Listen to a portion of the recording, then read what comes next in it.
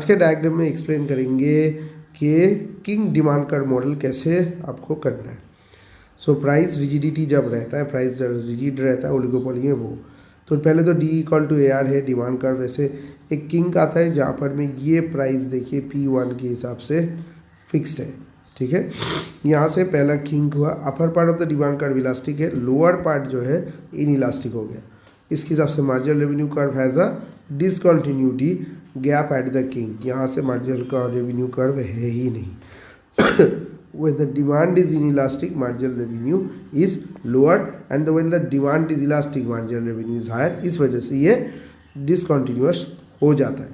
तो marginal cost curve passes through the gap between MR curve, even MC shifts, and this explains why firms in oligopoly do not change price frequently।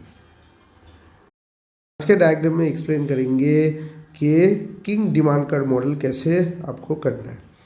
So price rigidity जब रहता है, price जब rigid रहता है oligopoly में वो, तो पहले तो D equal to A R है डिमांड कर्व। वैसे एक किंग आता है जहाँ पर में ये प्राइस देखिए P1 के हिसाब से फिक्स है, ठीक है।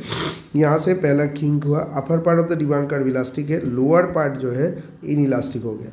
इसके हिसाब से marginal revenue curve has a discontinuity gap at the king. यहाँ से मार्जिनल का रेवेन्यू कर्व है ही नहीं।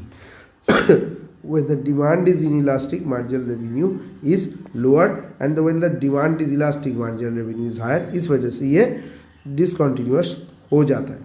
तो marginal cost curve passes through the gap between MR curve, even MC shifts, and this explains why firms in oligopoly do not change price frequently।